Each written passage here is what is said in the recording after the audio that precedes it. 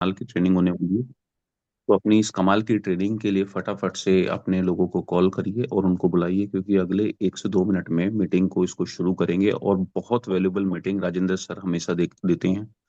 तो ऐसी valuable meeting अगर आप मिस कर रहे हैं तो आप सिर्फ मीटिंग मिस नहीं कर रहे हैं, बल्कि एक ऐसी अपॉर्चुनिटी मिस कर रहे हैं जो आपको आपकी लाइफ में बहुत आगे लेकर जा सकती है।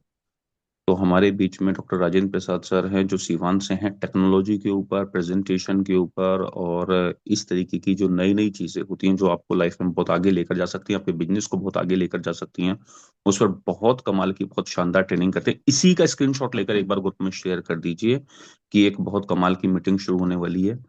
और इतने लोग हमारे यहाँ पार्टिसिपेंट्स और ज्यादा पार्टिसिपेट करें, तब तक के लिए मैं चाहता हूं कि आप में से अभी जो लोग मॉर्निंग मंत्रा में आ रहे हैं, आजकल नई नई चीजों को सीख रहे हैं, तो एक बार कमेंट बॉक्स में तब तक लिखकर बताएं कि मॉर्निंग मंत्रा में आपको आकर कैसा लगता है, या मॉर्निंग मंत्रा से अगर आपकी लाइफ में वैल्यूज क्रिएट हो रही हैं, नई चीजों को आप सीख रहे हैं, तो लिखें यस।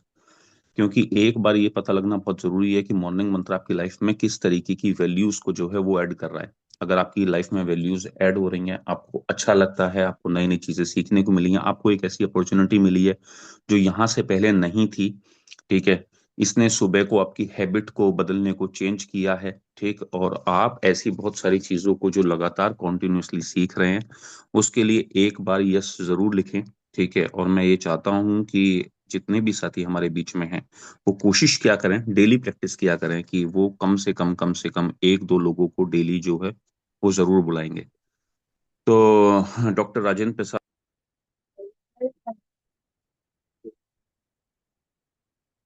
ये नमस्ते नेचर सभी को सर। मैं राजेंद्र प्रसाद गुप्ता बेसिकली गोपालगंज जिले से बिलोंग करता हूँ।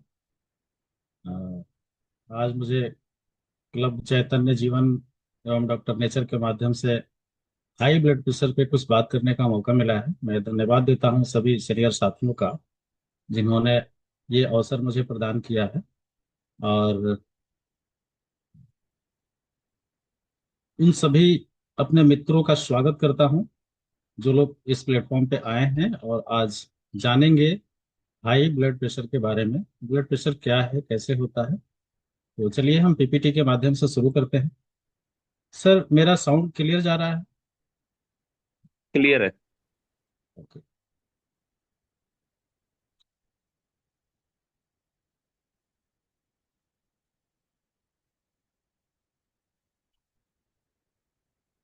रक्तचाप क्या होता है, आज हम जानेंगे।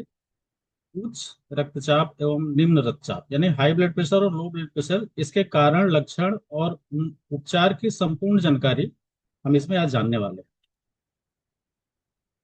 हमारे शरीर का सबसे महत्वपूर्ण प्रक्रिया में से एक है रक्त संचार।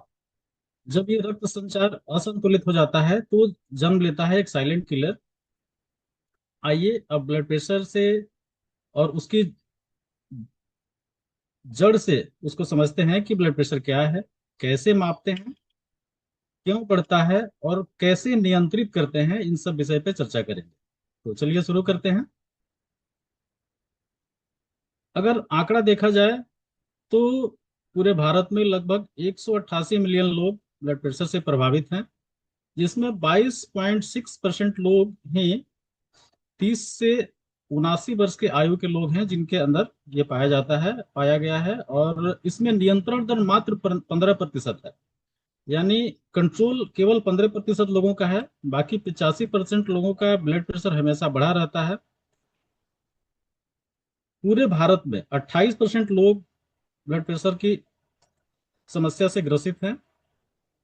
और पूरे विश्व में अगर देखा जाए तो प्रति वर्ष 7.5 मिलियन लोग हाई ब्लड प्रेशर की वजह से मरते हैं। अभी भारत में 50% लोग ऐसे हैं जिनको पता ही नहीं है कि हमें हाई बीपी है, चेक ही नहीं करवाया कभी। इसलिए निरंतर निरंतर जांच जरूरी होता है। इसको कंट्रोल करने के लिए अगर हम अपने वजन को 5 केजी घटाते हैं तो लगभग 5 से 10 बीपी की कमी हो जाती है।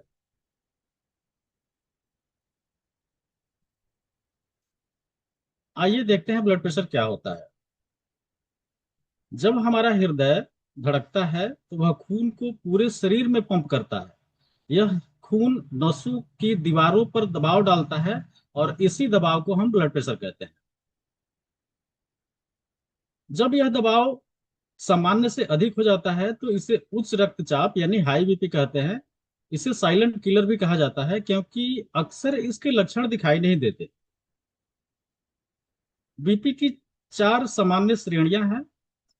जैसे सामान्य श्रेणी में 120/80 mmHg कहा जाता है। ये एक संतुलित ब्लड प्रेशर का पैमाना है। प्री हाई प्री हाई में यदि किसी व्यक्ति का बीपी 120 से 139 और 80 से 89 mmHg होता है, इसका मतलब वो प्री हाई बीपी के कंडीशन में पेशेंट जा रहा है। यहाँ पे सावधानी बरतने की जरूरत है। हाई बीपी क्या है? 140 90 से ऊपर अगर होता है तो ये ब्लड प्रेशर हाई में काउंट होता है। और लो बीपी अगर 90 60 mmHg से कम हो तो ये खतरनाक हो सकता है, इसको लो ब्लड प्रेशर बोलते हैं। अब हम समझते हैं mmHg। ब्लड प्रेशर जहां लिखा जाता है वहां पे mmHg लिखा जाता है, इसका मतलब क्या होता है? mmHg का मतलब होता है, इसमें दो पार्ट्स हैं, mm एंड hg। mm मतलब millimetres and hg means mercury. जब स्टेथोस्कोप से सुनकर सिस्टोलिक और डिस्टोलिक दोनों को अलग अलग सटीक तरीके से मापा जाता है तो उसमें mmHg देखा जाता है, यानी कि कितने तक मरकरी जो है यानी पारा जो है कितने तक ऊपर उठता है, इसको हम चेक करते हैं। इसलिए जो वैज्ञानिक इसको बनाए उसमें इन्होंने इसका पैरामीटर सेट किया mmHg यानी मिलीमीटर ऑफ मरकरी। आइए एक नजर डालते हैं। सिस्टोलिक और डिस्टोलिक ये दिल की दो अवस्थाएं होती हैं, इस पे एक नजर देखते हैं। हृदय मुख्य रूप से दो क्रिया करता है, सिकुड़ना और ढीलापन, यानी कॉन्ट्रैक्ट एंड रिलैक्स। जब हृदय सिकुड़ता है तो हमारे ब्लड को पूरे शरीर में भेजता है वापस। जब सिकुड़ता है तो प्रेशर बना के और हमारे शरीर में पूरे शरीर में प्रसारित करता है ब्लड को। इसको सिस्टोलिक प्रेशर बोला जाता है। बीपी जब मापा जाता है, जो बीपी का रीडिंग देखा जाता है, उसमें जो सबसे पहला पार्ट है जैसे 120 80, इसमें 120 जो है वो सिस्टोलिक प्रेशर है। यह प्रेशर क्या है? जैसे किसी पाइप में हम पानी छोड़ते हैं तो छोड़ते समय जो प्रेशर बनता है उसको हम सिस्टोलिक प्रेशर बोलते हैं। यानी जब हमारा हृदय सिकुड़ता है, संकुचित होता है, उस समय का जो अवस्था है उसे सिस्टोलिक प्रेशर बोला जाता है। डिस्टोलिक प्रेशर क्या है? डिस्टोलिक प्रेशर यानी जब हमारा हार्ट रिलैक्स मोड में होता है, यानी जब वो फैलता है, रिलैक्स होता है, उस समय का जो प्रेशर होता है उसको हम डिस्टोलिक प्रेशर बोलते हैं। जैसे 120/80 में 80 डिस्टोलिक प्रेशर है। अगर डिस्टोलिक प्रेशर ज्यादा होता है तो क्या होता है? नसों पर दबाव बना रहता है और किडनी और हार्ट को नुकसान होता है। और सिस्टोलिक प्रेशर ज्यादा होने पे क्या होता है? हार्ट अटैक और स्ट्रोक का खतरा बना रहता है। चलिए अब ब्लड प्रेशर मशीन के बारे में जानते हैं कि बीपी मशीन क्या है और इसका आविष्कार कैसे हुआ। 1773 में सबसे पहले स्टेफन हाइल्स ने पशुओं में बीपी नापने का मशीन बनाया था, जिसको 1896 में स्किपोनियो रिबी रोची ने स्फिग्नोमीटर बनाया। और 1905 ईस्वी में फाइनली जो हमारा जो आज हम ब्लड प्रेशर मर्करी वाला मशीन से मापते हैं उसकी खोज हुई। जिन्होंने इसको बनाया उनका नाम निकोलाई कोरोटोकोफ है। ये बीपी मापने का सबसे सटीक मशीन इन्होंने बनाया जो आज भी यूज होता है। इसमें स्टेथोस्कोप के माध्यम से साउंड सुन करके और सिस्टोलिक डिस्टोलिक दोनों प्रेशर को सुन करके और चेक किया जाता है। अब आइए एक नजर डालते हैं जो मार्केट में आज के डेट में ब्लड प्रेशर मशीन है वो कैसे काम करता है और उसका क्या फीचर्स है।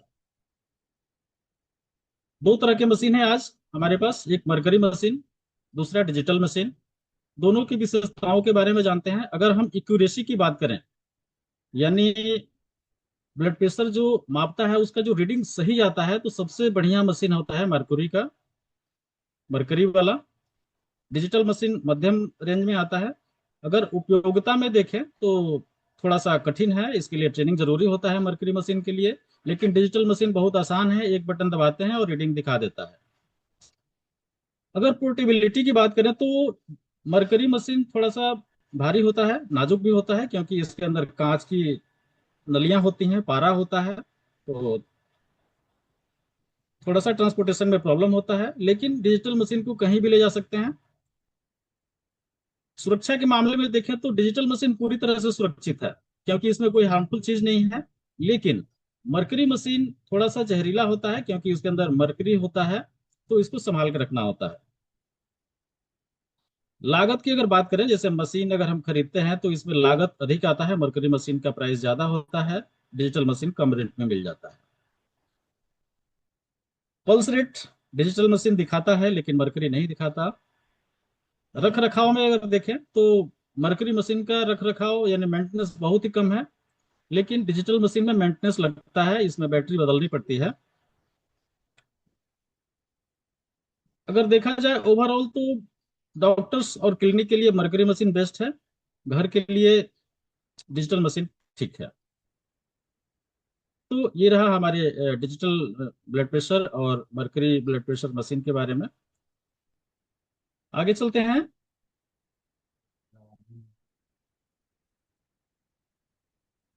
अब हम देखते हैं कि हमारे शरीर में कुछ सिस्टम्स हैं जो ब्लड प्रेशर को मेंटेन करने का काम करते हैं, जो हमें ईश्वर से कुदरत ने बना के दिया हुआ है। जैसे इसमें एक सिस्टम है जिसका नाम है सिंपैथिक नर्वस सिस्टम। ये सिस्टम क्या करता है? ये सिस्टम हमारे शरीर को लड़ो या भागो एक क्रिया होती है, जो हमें पूर्वज से ही मिला है। आज से लाखों वर्ष पहले जब मनुष्य जंगल में रहते थे, तब सहानुभूति तंत्रिका तंत्र सबसे महत्वपूर्ण भूमिका जीवन रक्षा प्रणाली में निभाते थे। जैसे अगर कोई बड़ा शिकारी या कोई खतरा जब शरीर को महसूस होता था, तो ये तंत्र सक्रिय हो जाता था और मनुष्य को तुरंत लड़ने और भागने के लिए असाधारण क्षमता देता था। यह हमारे डीएनए में आज भी है। जैसे अगर कोई खतरा हमारे हमको मन लगता है, तो ये तंत्र जो है तुरंत एक्टिव हो जाता है, माने मिली सेकेंड में एक्टिव होता है, और ये हमारे शरीर को लड़ने के लिए या फिर वहां से भागने के लिए दो प्रक्रिया होता है। जब ये नर्वस सिस्टम हमारा एक्टिव होता है तो हमारे शरीर में दो क्रियाएं होती हैं, या तो उससे लड़ना है या फिर वहां से भागना है। इन दोनों प्रक्रियाओं में हमारे शरीर को एनर्जी चाहिए होता है। तो चलिए देखते हैं ये ये सिस्टम काम कैसे करता है। जब कोई कोई खतरा महसूस होता है तो शरीर अलर्ट मोड में हो जाता है, और एक पल में मस्तिष्क अमिंडला खतरे को संकेत भेजता है और पूरा शरीर युद्ध और प्लान के लिए तैयार हो जाता है। यह वही क्षण है जब सहानुभूति तंत्रिका तंत्र की शक्ति प्रकट होती है। कैसे होता है? मस्तिष्क को संकेत मिलता है, खतरा को पहचानता है,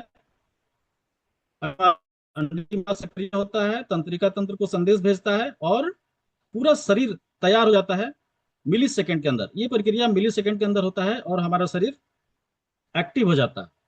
ये बहुत इंपॉर्टेंट है। सिंपैथिक नर्वस सिस्टम, हम ब्लड प्रेशर को अगर देख रहे हैं तो इसके बारे में समझना।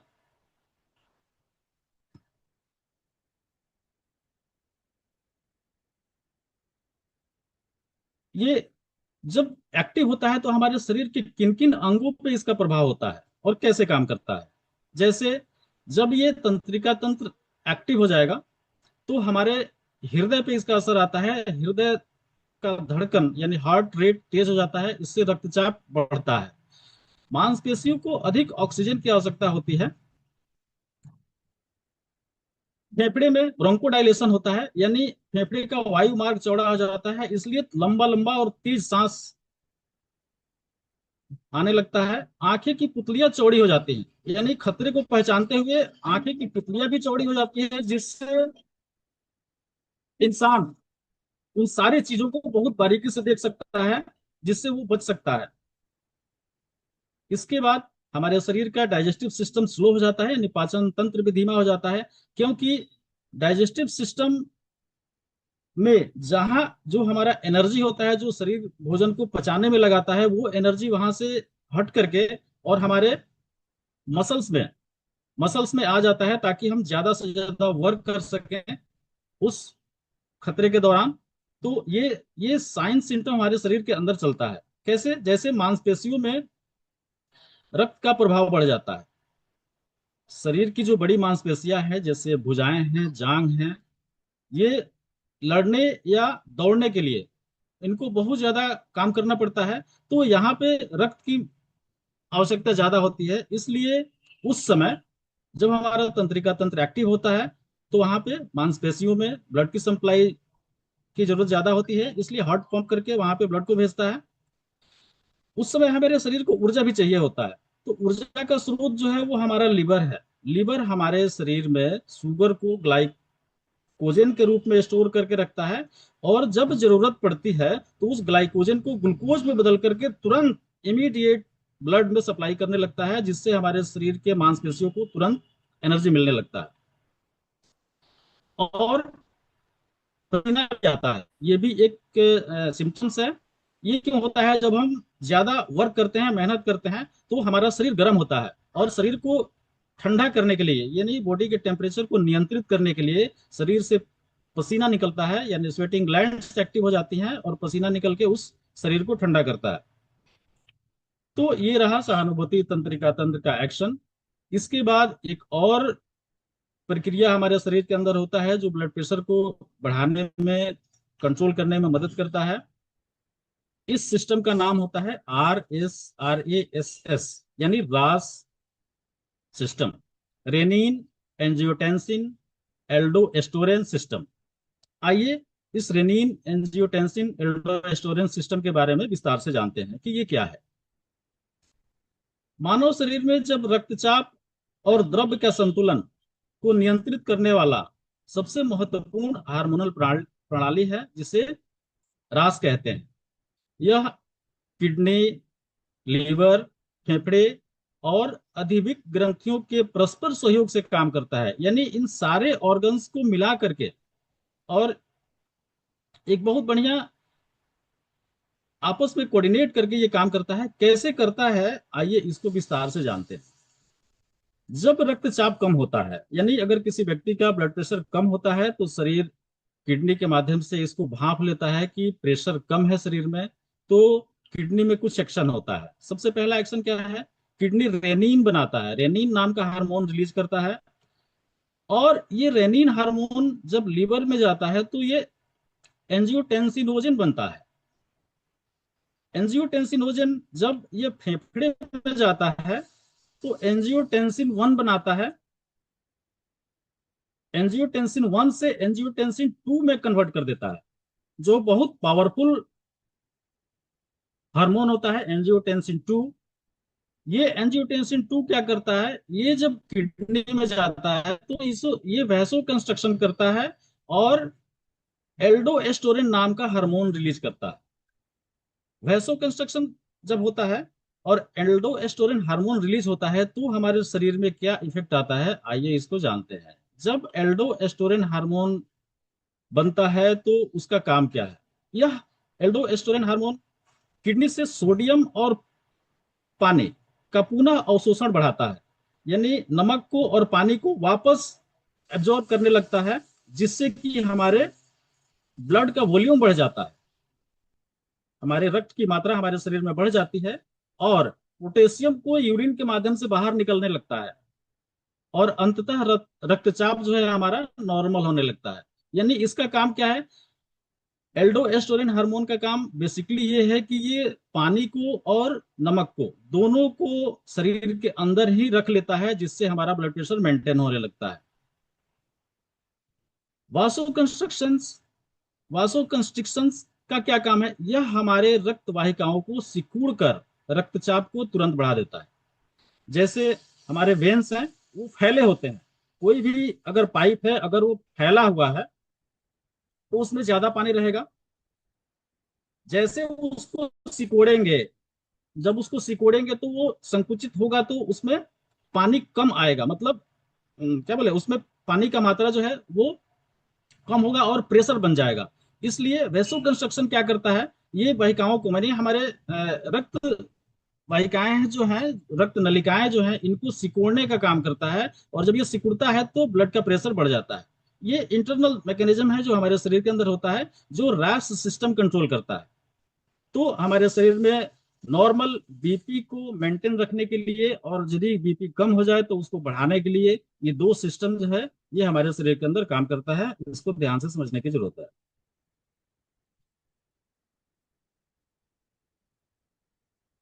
अब देखते हैं कि जो हमारा हाई ब्लड प्रेशर होता है उसके कारण क्या क्या है। तो 7 मेन कारण है जो बीपी को बढ़ाते हैं। सबसे पहला, ज्यादा नमक। नमक क्या करता है, पानी को रोकता है और ब्लड का वॉल्यूम बढ़ जाता है। जब शरीर में ब्लड का वॉल्यूम बढ़ेगा तो प्रेशर बन जाएगा, इसको ब्लड प्रेशर बोलते हैं।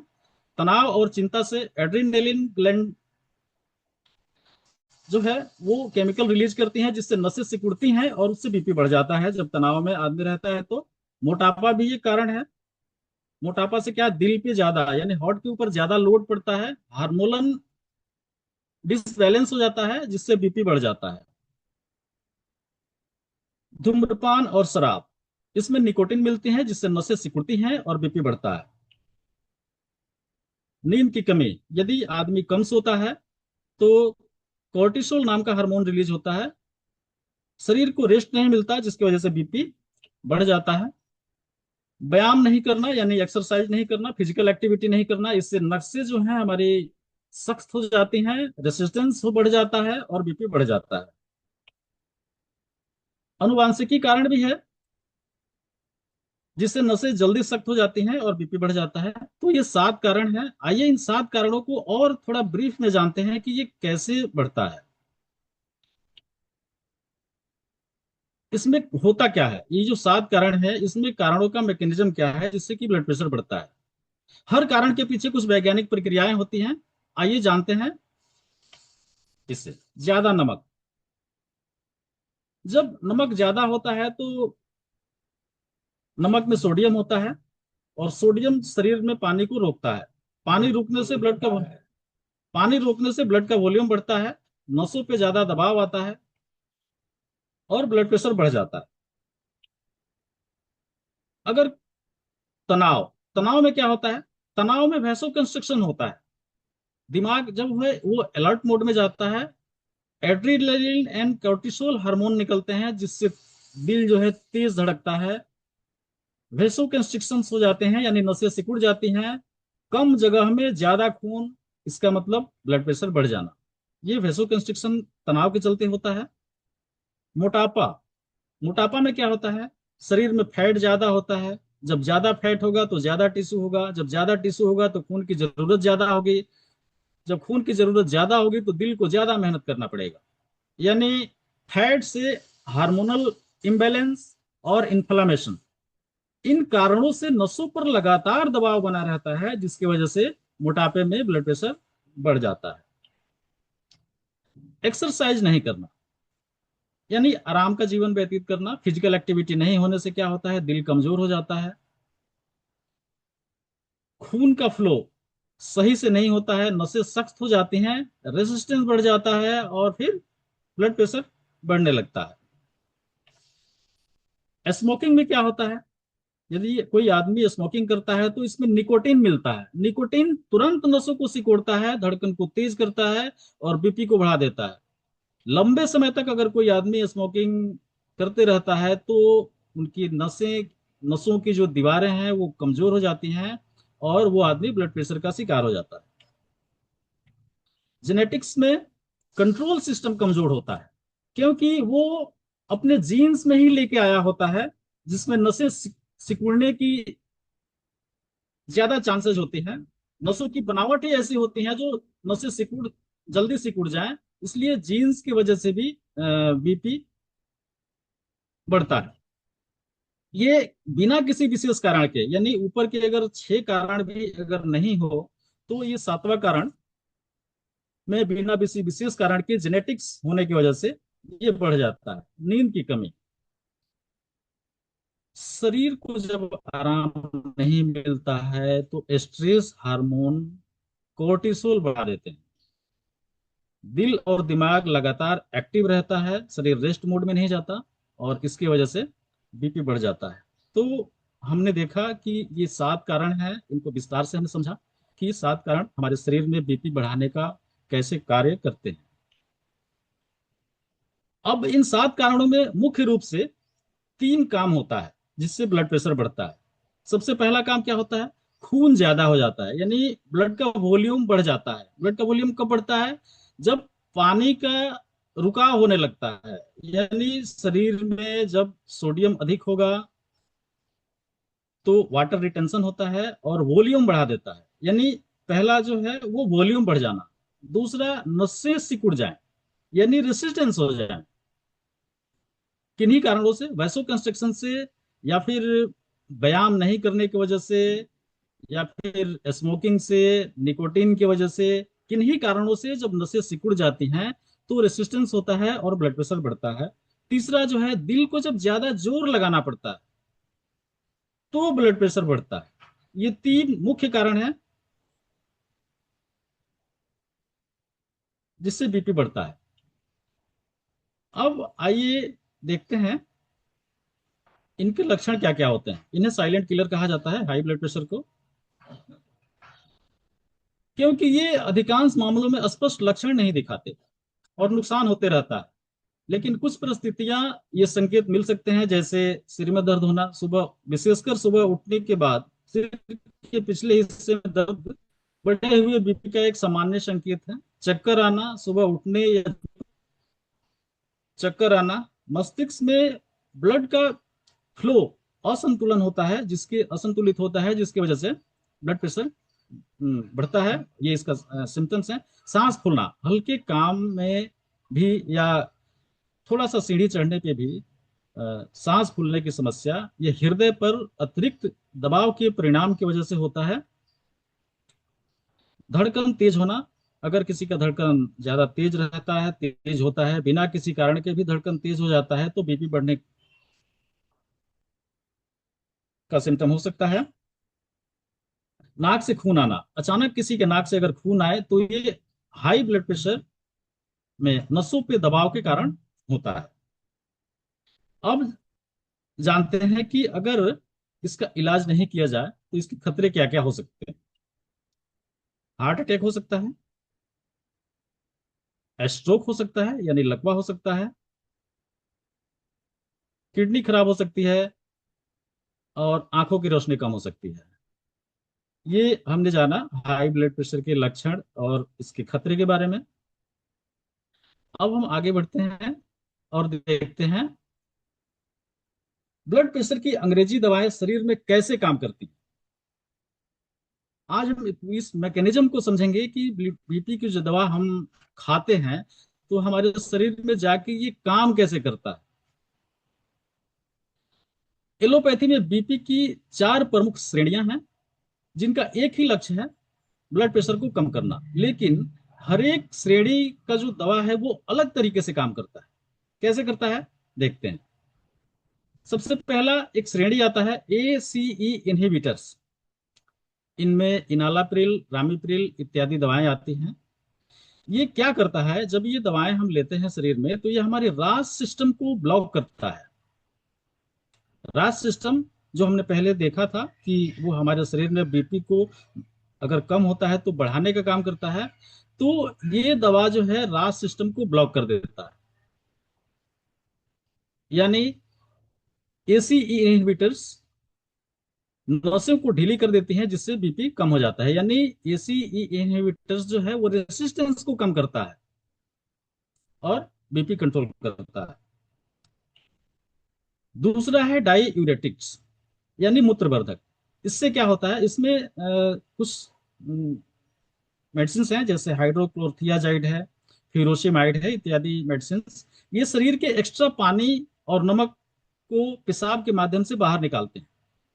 जब ब्लड का वॉल्यूम यानी पेशाब ज्यादा होगा, ब्लड का वॉल्यूम कम होगा, तो बीपी कम हो जाता है। तो ये डायूरिटिक्स इस तरीके से ब्लड प्रेशर को कम करती हैं, वॉल्यूम कम करके। बीटा ब्लॉकर्स, बीटा ब्लॉकर्स में कुछ प्रजातियां हैं, जैसे एटेनोलोन है, मेटोप्रोलोल है। दिल पर बीटा रिसेप्टर्स होते हैं जो धड़कन और ताकत को कंट्रोल करते हैं। बीटा ब्लॉकर्स इन्हें ब्लॉक कर देते हैं, यानी दिल के धड़कन को कम करते हैं। जो हार्ट तेजी से पंप कर रहा होता है उसको कम कर देता है, यानी उसको स्लो कर देता है, जिसकी वजह से ब्लड प्रेशर कम होता है। यानी ये कार्डिक आउटपुट को कम करता है। बीटा ब्लॉकर जो होते हैं वो कार्डिक आउटपुट को कम करते हैं, जिससे बीपी कम होता है।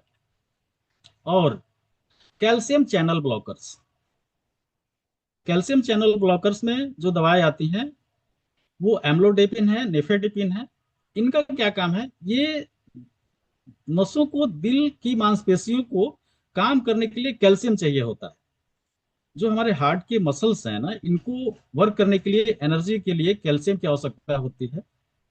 कैल्शियम चैनल ब्लॉकर्स, ये जो एम्लोडेपिन और निफेडिपिन यानी जो कैल्शियम चैनल ब्लॉकर्स कैटेगरी की जो मेडिसिन होती हैं, वो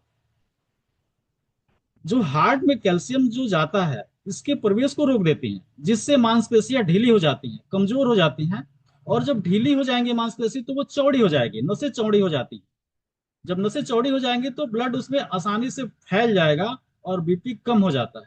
तो ये चार कैटेगरी है जिसमें तीन मुख्य काम होता है जो बीपी को कंट्रोल करता है।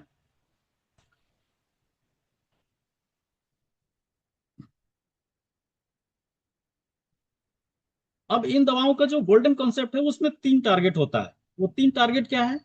डायूरेटिक्स यानी पेशाब के माध्यम से बाहर निकालना, यानी फ्लो को कम करना, मतलब खून की मात्रा को कम कर देना। डायूरेटिक्स क्या करता है? खून की मात्रा को कम कर देता है। एसीई इनहिबिटर्स क्या करता है? कैल्शियम चैनल ब्लॉकर्स के माध्यम से नसों में प्रतिरोध कम करता है और ब्लड प्रेशर कम हो जाता है। और बीटा ब्लॉकर्स दिल की ताकत को, यानी दिल जो तेज गति से ताकत लगा के ब्लड को पहुंचाने का काम करता है, उसको कम करता है और उसकी गति को कम करता है, जिसकी वजह से ब्लड प्रेशर कम हो जाता है। तो ये रहा अंग्रेजी दवाई के बारे में। अब हम जानते हैं डॉक्टर नेचर में कौन सी औषधि है जो हमारे ब्लड प्रेशर को कम करती है। आइए इसको विस्तार से जानते हैं। BP9 कैप्सूल, डॉक्टर नेचर में BP9 कैप्सूल, इसका नाम ही अद्भुत है। BP9 यानी ये 9 हर्ब्स से बना हुआ मेडिसिन है। जो 9 गोल्डन हर्ब्स हैं, वर्ल्ड के बहुत पावरफुल हर्ब्स हैं जो हमारे ब्लड प्रेशर को नियंत्रित करते हैं। ये हमारे ब्लड प्रेशर को कैसे नियंत्रित करते हैं, आइए इसको विस्तार से जानते हैं।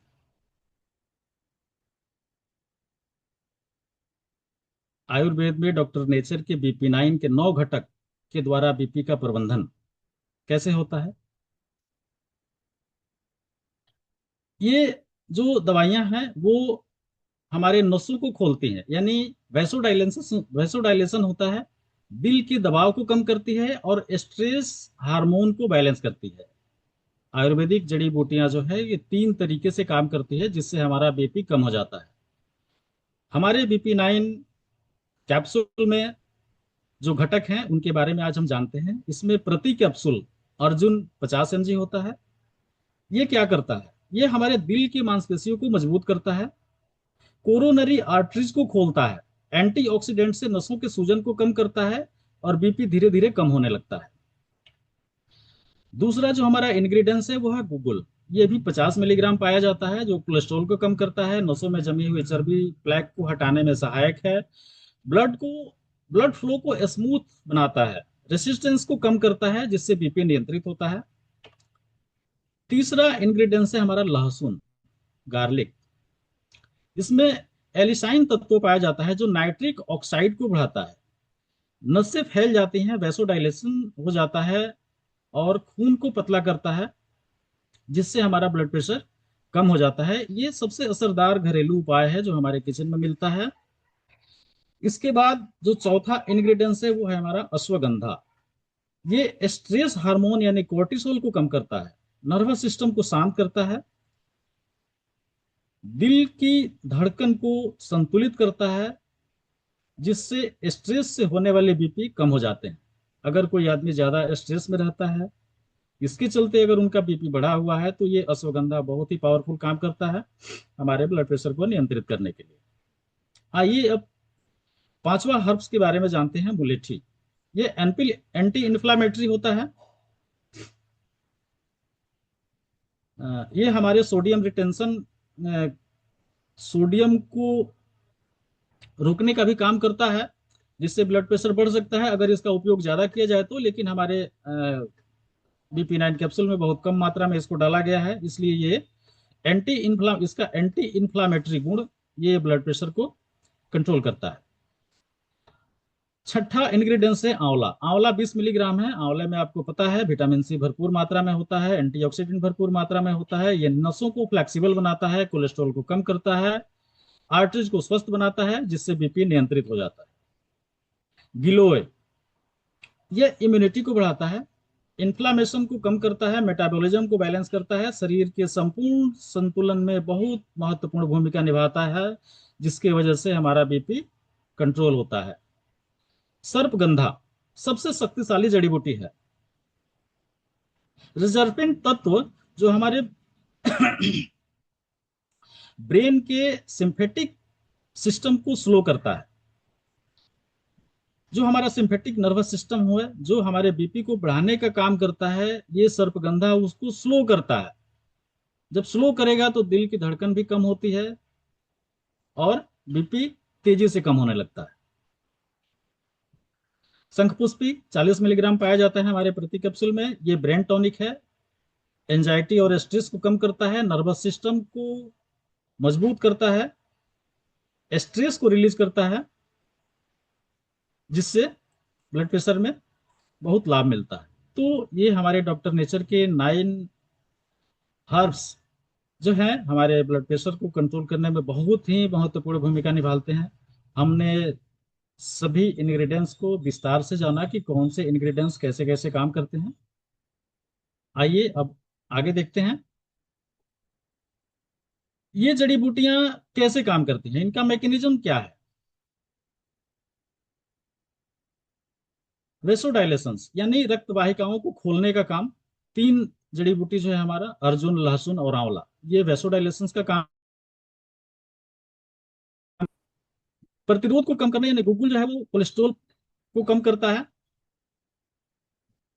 हार्ट को जो एनर्जी चाहिए होता है, हार्ट ज्यादा एनर्जी से जो काम करता है उसको स्लो करने का काम सर्पगंधा, सुगंधा और शंखपुष्पी करता है। और गिलोय मुलुठी ये शरीर में संतुलन को बनाए बनाए रखने का काम करता है। इस तरीके से ये 9 जड़ी बूटियां मिलकर के हमारे शरीर में ब्लड प्रेशर को नियंत्रित करने का काम करती हैं। अब देखते हैं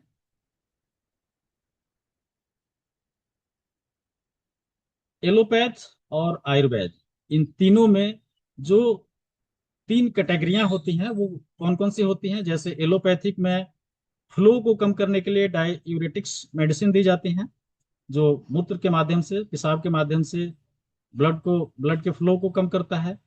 यही काम हमारे अर्जुन और गिलोय के अंदर होता है। प्रतिरोध को कम करना यानी वैसोडाइलेशंस, अवरोध को कम करके बीटा चैनल्स ब्लॉकर्स जो है वो एलोपैथी में काम आते हैं। और यही काम हमारा लहसुन, आंवला और गूगल करता है। हार्ट जो तेजी से पंप करता है, ज्यादा एनर्जी लगा के पंप करता है, इसको कम करने के लिए एलोपैथी में बीटा ब्लॉकर्स होते हैं। आयुर्वेद में सर्पगंधा, अश्वगंधा और शंखपुष्पी, ये तीनों हर्ब्स काम करते हैं। दोनों चिकित्सा पद्धतियों का एक ही लक्ष्य है, ब्लड प्रेशर को कम करना, बस रास्ते अलग अलग है। एलोपैथी तुरंत और निश्चित प्रभाव देती है, लेकिन आयुर्वेद धीरे धीरे लेकिन जड़ से इलाज करता है। गंभीर बीपी में एलोपैथिक अनिवार्य है और आयुर्वेदिक सहायक उपचार में लेकर के इस बीमारी को आयुर्वेद के माध्यम से जड़ से खत्म किया जा सकता है। आइए, अब तक तो हमने देखा हाई ब्लड प्रेशर के बारे में, अब थोड़ा सा लो ब्लड प्रेशर के बारे में एक स्लाइड है, इसको भी जान लेते हैं, क्योंकि ये टॉपिक मेरा नहीं था लेकिन फिर भी इस पे थोड़ा सा चर्चा कर लेते हैं। जब बीपी 90/60 से कम हो जाए तो उसे लो ब्लड प्रेशर कहते हैं। यह उतना ही ध्यान देने योग्य है जितना हाई ब्लड प्रेशर, कहीं ये उससे ज्यादा खतरनाक होता है। इसके कारण को समझ लेते हैं। लो ब्लड प्रेशर क्यों होता है?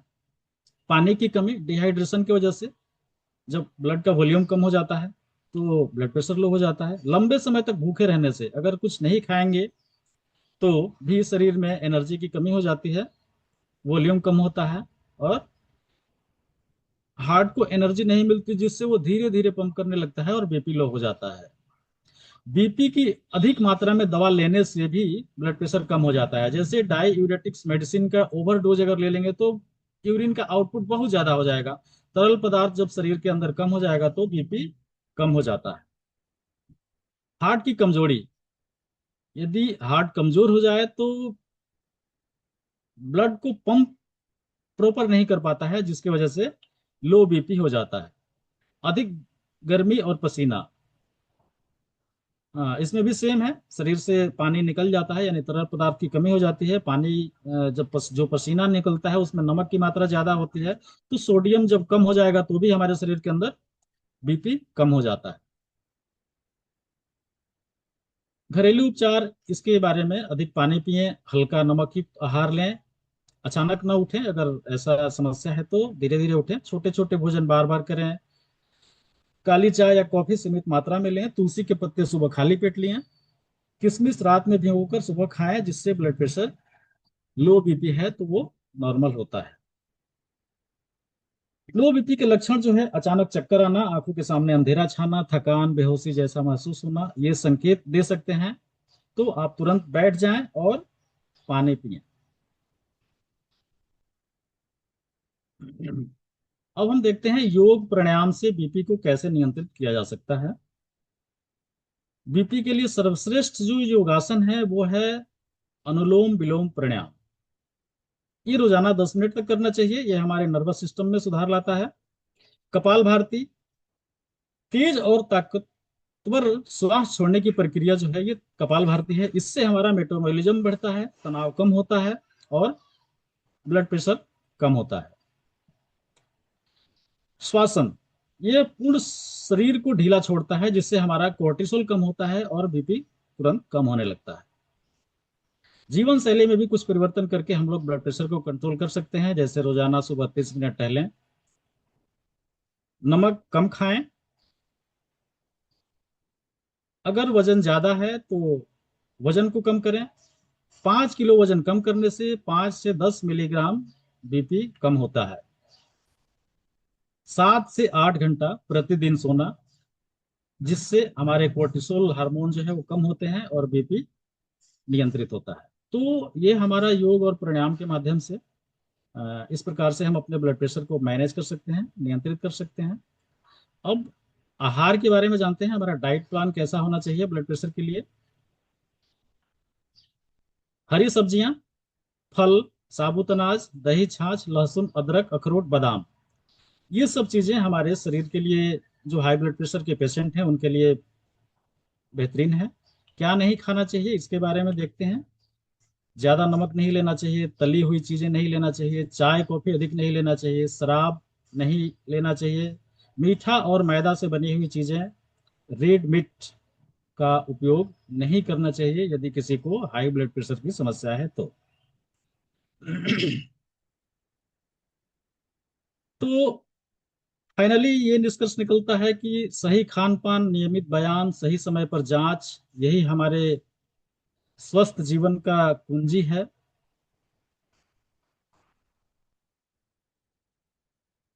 बीपी क्या है इसके बारे में जानकारी होना, इसको कैसे मापते हैं ये जानकारी होना, ये बहुत ही जरूरी है।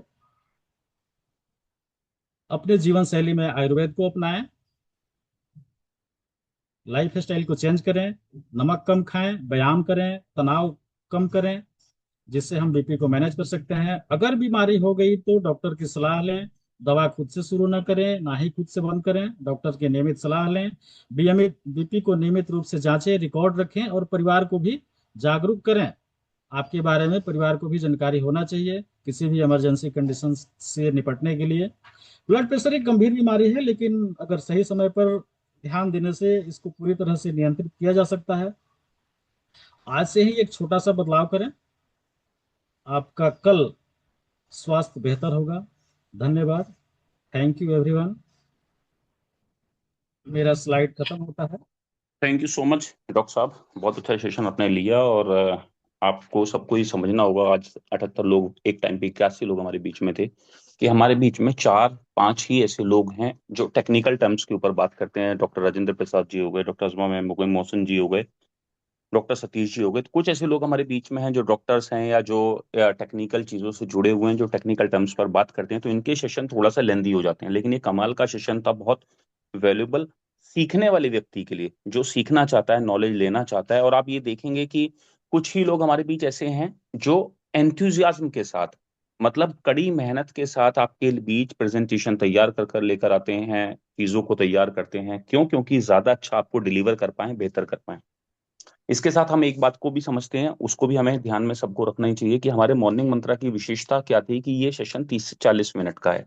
तो आए दिन तो हम मोस्टली देखते ही हैं कि हम जो सेशन चलाते हैं वो 7-10 तक ही चलाते हैं, कवर अप कर लेते हैं। लेकिन जब ये टेक्निकल सेशन इस तरीके के होंगे कभी कभार, तो हमें जरूरत हो जाती है कि थोड़ा सा चीजों को बारीकी से बेहतर समझने के लिए जो है, हमें थोड़ा सा टाइम ज्यादा देना ही होता है, या देना ही पड़ेगा, जब आपको डिटेल में जानकारी अच्छे से चाहिए होगी, जिससे कि आप भी सामने वाले को ज्यादा बेहतर तरह से समझा पाए।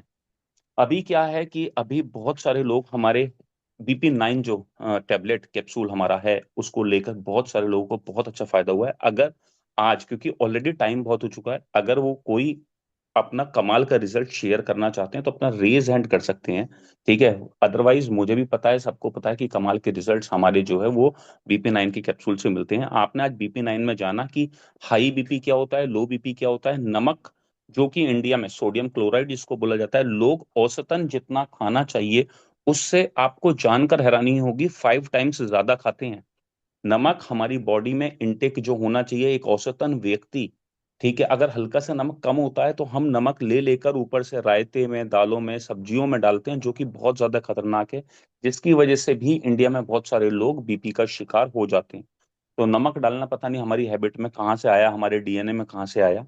एनीवेज, अभी क्या है, अभी जिस तरह से हम मॉर्निंग मंत्रा को देख रहे हैं और लगातार हम नई चीजों को सीख रहे हैं, मुझे आपका बहुत जबरदस्त तरीके से कॉपरेशन, कोऑर्डिनेशन चाहिए। अभी हमारे लोग सुबह को रेगुलर आना शुरू हो गए हैं, 75-80 लोग, 82 लोग, 85 लोग सुबह को आते हैं। शाम के सेशन के लिए मैं चाहता हूं कि हम एक सेशन शाम को शुरू करें, लेकिन वो तब शुरू करेंगे जब आप सब लोग 100% एग्री करेंगे, और आप अपने अपने ग्रुप में लिखकर डालेंगे कि सर हमारी टीमों से इतने लोग आएंगे। अभी क्या है, हम शाम को देख रहे हैं कि 8 बजे का जो सेशन हम ज्वाइन करते हैं, ये मेरा आप लोगों से मैं एक तरह से सुझाव मांग रहा हूँ, आप लोगों से सुझाव चाहता हूँ। क्योंकि है क्या कि अभी हम देखते हैं कि कभी हम उड़ीसा के किसी बंदे को सुन लेते हैं, किसी दिन हम कोलकाता से सुन लेते हैं, किसी दिन सिलीगुड़ी से, किसी दिन नॉर्थ ईस्ट से, किसी दिन कहीं से, किसी दिन कहीं से। और हमारे ही लोगों को एक अच्छी अपॉर्चुनिटी बिजनेस प्लान को देने की, बिजनेस प्लान की अंडरस्टैंडिंग की, साधारण सरल भाषा में बात को करने की। क्योंकि डायरेक्ट सेलिंग जो बिजनेस है, जैसे मॉर्निंग मंत्रा में हर व्यक्ति को एक नया कॉन्फिडेंस मिला है। मॉर्निंग मंत्रा से लोगों ने प्रोडक्ट के बारे में नॉलेज लेना, जानकारी लेना, चीजों को सीखना समझना शुरू किया है। मॉर्निंग मंत्रा में आपने एक ट्यूनिंग बना ली है पिछले 4 महीने के दौरान, जैसे 4 महीने से हम कर रहे हैं। बट आज बिजनेस प्लान पे हमारे लोगों की, हमारी जो भी लोग काम कर रहे हैं उनकी प्लान पे पकड़ कमजोर है। बिजनेस प्लान पर आते ही हम सही से अपने आप को रिप्रेजेंट नहीं कर पाते हैं, आगे बता नहीं पाते हैं। टीम बिल्डिंग के लिए जो मोटिवेशन होना चाहिए, क्योंकि अभी शाम वाले सेशन में कई बार अक्सर ऐसा मैंने महसूस किया है, पता नहीं आपने किया है नहीं किया है, कि हर व्यक्ति अपने तरीके से अपनी चीजों को शेयर करके चला जाता है। मैं प्लान ऐसे देता हूँ, मैं ऐसे देता हूँ, मैं ये करता हूँ, मैं वो करता हूँ, मैं वो करता हूँ। तो अगर आप सब लोग कॉपरेट करें, आप सब लोग साथ दें, और आपको लगता हो कि हमारा शाम को एक सेशन होना चाहिए जो 1 आवर का सेशन हो, पूरे हफ्ते ना हो, हफ्ते में 3 दिन हम उसके रखें, जिसमें से कभी आपको श्रीकांत सर मिलेंगे, कभी आपको नरेंद्र यादव जी मिलेंगे, कभी भोज चौधरी जी मिलेंगे, कभी आपको क्या बोलते हैं हमारे मोहसिन जी मिलेंगे, ठीक है। जो अच्छा प्लान देंगे वो लोग इसमें सामने आएंगे। प्लस एक डायरेक्टर्स एंड अबव, हमारे जितने भी डायरेक्टर्स हैं, जो भी आज तक हो गया है, उनकी मैं हर 15 दिन में एक मीटिंग चाहता हूँ, हम टारगेट ओरिएंटेड मीटिंग रखें। जितने भी डायरेक्टर, क्योंकि कोई डायरेक्टर बना है इसका मतलब वो काम करना चाहता है, ठीक है। कोई डायरेक्टर बना है, इसका मतलब वो ये चाहता है कि उसको काम करने की अपॉर्चुनिटी मिले, काम करने का मौका मिले। ठीक है। और वो आगे बढ़े, तो वो कैसे आगे बढ़ सकते हैं, उसके लिए क्या उसकी काउंसलिंग है, क्या प्लानिंग है, कितने मीटिंग, प्रेजेंटेशन, प्लान, लोगों से मिलना, pamphlet distribution, canopy distribution, canopy management, ये हम एक प्रॉपर वे में करें। तो 15 दिन में हम डायरेक्टर्स की मीटिंग करें कि हमारी टीमों में क्या ग्रोथ आई है, किस तरीके से आनी चाहिए। ठीक है। और हम हफ्ते में 3 दिन, बाकी के 4 दिन ठीक है हम उन मीटिंग में रहेंगे जो शाम को ऑलरेडी चल रही हैं, लेकिन 3 दिन अगर आप लोगों को ऐसा लगता है कि इसकी रिक्वायरमेंट है, तो मैं एक बार के बाद तो इसको शुरू नहीं करूंगा, क्योंकि मुझे वहां पर 10 15 20 लोग नहीं चाहिए। 10 15 20 लोग तो हमारे कभी भी जो है वो आ ही जाएंगे सेशन में। ठीक है। अगर ज्यादा लोग हों, ठीक है, तो चाहे मैं तिवारी सर से बात करूं, उनको बताकर शुरू करूं, क्योंकि हम अपने लोगों को ज्यादा से ज्यादा सिखाना चाहते हैं। अब वहां तो रूबी या रूबी से ऊपर वालों को अपॉर्चुनिटी मिलेगी, या वो जो ऑलरेडी करके बैठ गए, या जिनका हो गया है, जो कंपनी में 4 5 साल पहले आ गए, लेकिन आप लोगों में निखार बेहतर प्रेजेंटेशन के लिए कैसे आएगा, उसके लिए बेहद जरूरी हो जाता है कि हम जैसे सुबह मॉर्निंग मंत्रा कर रहे हैं, एक शाम को सेशन करें, चाहे हम हफ्ते में 3 ही दिन करें। तो अगर आप उसके लिए रेडी होंगे, ग्रुप में भी लिख के डालेंगे 1 2 बार, और मुझे लगेगा जरूरत महसूस हो रही है, तो मैं अपनी तरफ से इनिशिएटिव लूंगा शुरू करने का, अदरवाइज कोई भी जरूरत उसकी नहीं है।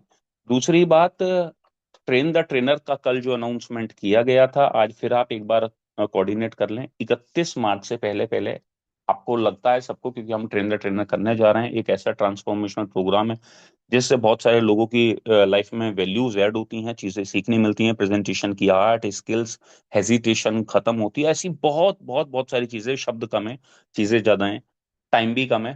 तो उसके लिए अगर आप चाहते हैं ट्रेन द ट्रेनर में एक पावरफुल सिस्टम का पार्ट बनना 2 दिन के लिए, तो 31 मार्च से पहले पहले श्रीकांत जी को पूरी पेमेंट या एडवांस टिकट जो है वो अपना पे कर दें। ठीक है। तो हम इन दोनों चीजों के लिए काम करते हैं। ठीक, इसकी शुरुआत करते हैं। हमारे बीच में अभी जो है प्लान होते रहने चाहिए सप्ताह में। ठीक है, यहाँ तो आप दे ही रहे हैं, लेकिन एक्चुअली क्या है ना, आपके ग्रुप में क्या आइडियाज हैं, कितने लोग हैं, पता चला हमने प्लान तो शुरू कर दिया, 15 18 20 लोग वहां बैठे हुए हैं, बाकी के लोग, क्योंकि शाम को एक मीटिंग रेगुलर चलती है, ये सवाल भी मैं क्यों पूछ रहा हूँ, शाम को एक मीटिंग रेगुलर चलती है। अब आप डर के मारे या किसी भी वजह से, या कोई भी आपका लॉजिक है, वो लॉजिक मुझे समझ में नहीं आ रहा। अब 30 लोग बैठे हैं यहाँ, 30 लोग बैठे हैं वहां, या 20 लोग बैठे हैं यहाँ, 20 लोग बैठे हैं वहां, या 50 लोग बैठे हैं यहाँ, 50 लोग बैठे हैं वहां, तो उससे क्या होगा, हमें एक अलाइन होके एक सिस्टम में चलना पड़ेगा। तो अगर सबको जरूरत होगी तो हम उस सिस्टम में चलेंगे। अगर आपको लगता है कि आप किसी दिन उड़ीसा से सीख लें, किसी दिन तमिलनाडु से सीख लें, किसी दिन केरला सीख लें, किसी दिन हैदराबाद से सीख लें, और वही तरीका सही है, तो भी मैं उसमें भी एग्री हूँ। ये आपको सीखना पड़ेगा कि आपको ग्रोथ के लिए क्या करना है, और हमें प्लान को कैसे ज्यादा इजी सरल बनाने के लिए किस तरीके से चीजों को और बेहतर बनाया जा सकता है, किया जा सकता है। सुबह के लिए मैं चाहूंगा कि हम मैक्सिमम सेशन को 40 ही मिनट का रखें। हम जिस तरह से अपनी प्रेजेंटेशन या चीजों को तैयार करें कि हम 30 मिनट, मैक्सिमम 30 मिनट में ये हो जाए, 10 मिनट में सारे हमारे टेस्टिमोनियल हो जाएं, जिससे कि अब खाना बनाने का, लेडीज का, स्कूल का, ऑफिस वालों का, सबका टाइम होता है, उन बातों का भी हम विशेष ध्यान रखें, क्योंकि हमारी स्पेशलिटी ही 30 मिनट का सेशन है, 30 से 40 मिनट का मैक्सिमम सेशन। अभी हमारे बीच में अमित कुमार जी ने रेज हैंड किया है। अमित जी बताइए आप, आपने ट्रेन द ट्रेनर भी किया है, और BP9 के बारे में क्या बताना चाहते हैं, आपको मैंने अब अनम्यूट किया है।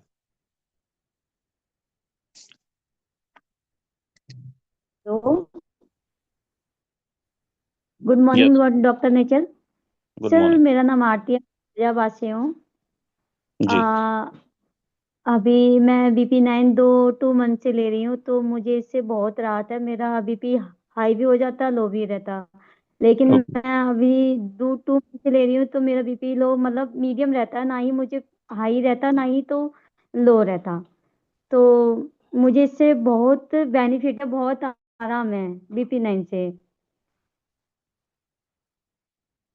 बस सर, मैं यही कहना चाहती हूँ।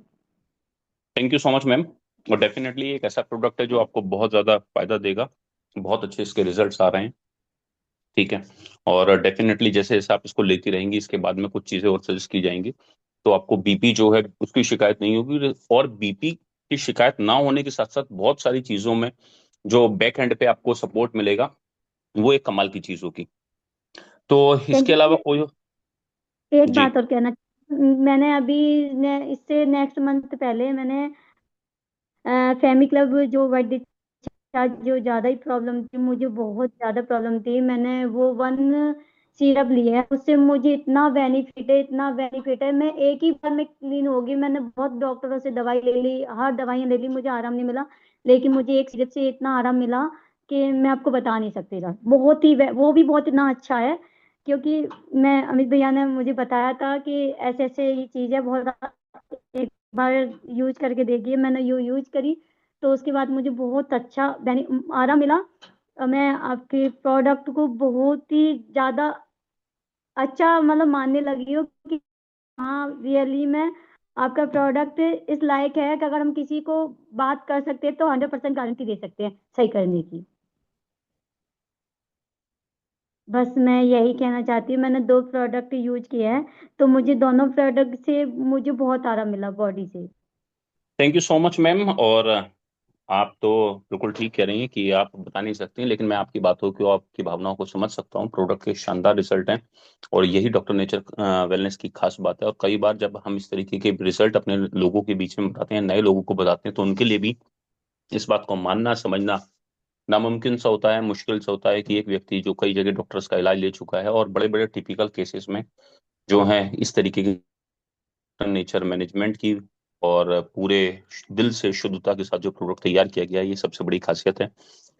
तो आज के इस सर सेशन के लिए बहुत बहुत धन्यवाद। ठीक है, और मिलते हैं कल फिर से नए एक मॉर्निंग मंत्रा सेशन के अंदर, नई उम्मीदें, नए विश्वास, नई चीजों के साथ।